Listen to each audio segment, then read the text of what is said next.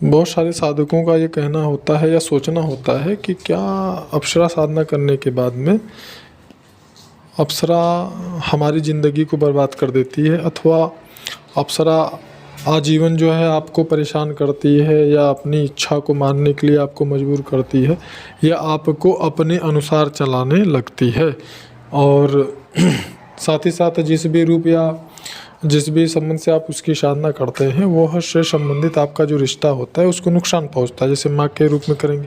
तो आपकी माता का डेथ हो जाए, बहन के रूप में करेंगे तो आपकी बहन का डेथ हो जाए, तो इस प्रकार की चीज़ें, या पत्नी के रूप में करेंगे तो आपकी पत्नी का डेथ हो जाए। इस प्रकार के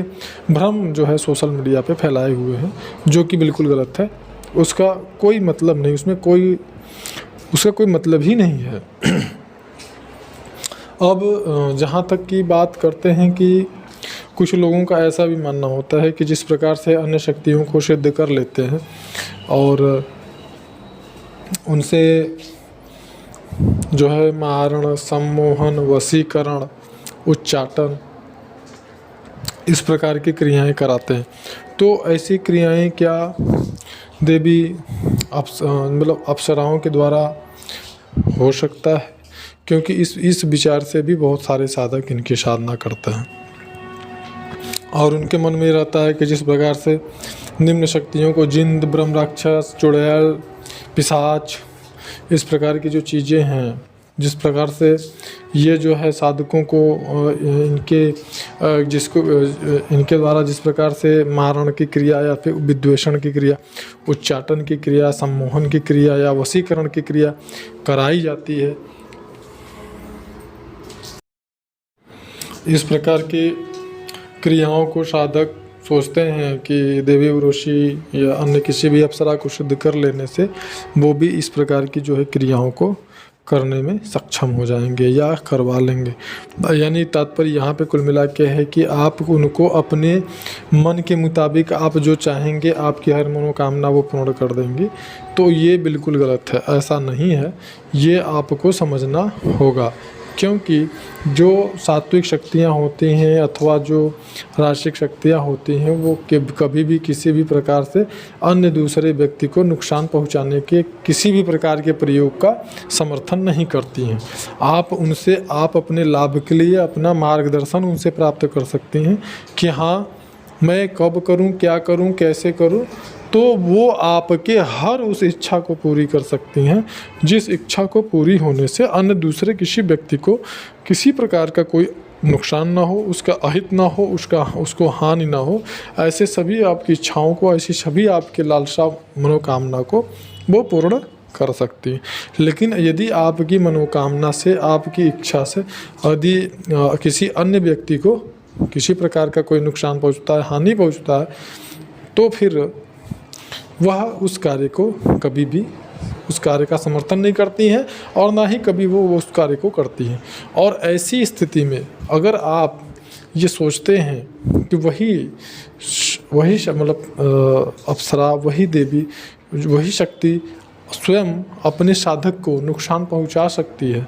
तो यह बिल्कुल मूर्खतापूर्ण बात है। क्योंकि जब आपके लिए वो किसी दूसरे का वशीकरण नहीं कर सकती, उच्चाटन नहीं कर सकती, विद्वेषण नहीं कर सकती, यानी किसी प्रकार से आपके मनोकामना को पूर्ण करने के लिए अन्य दूसरे व्यक्ति को वो किसी प्रकार का नुकसान नहीं पहुंचा सकती, जिस व्यक्ति से उनका कोई मतलब नहीं, कोई लेना देना नहीं होता, तो फिर वह स्वयं अपने साधक को, जिसके द्वारा उसका श्रद्धापूर्वक भावपूर्ण रूप से उसका भजन हो रहा है, उन्हें भोग दिया जा रहा है, उनका हवन किया जा रहा है, तो फिर वह स्वयं अपने साधक को किस प्रकार से नुकसान पहुंचा सकती हैं। अब ये तो स्वयं जो है सोचने की, कल्पना करने की, तर्क करने की, स्वविवेक से इसका निर्णय और इसका विचार करने की बात होती है। तो यहाँ पे आपको ये ज़रूर समझना चाहिए कि जिन भी साधकों के या साधिकाओं के मन में ऐसी बात है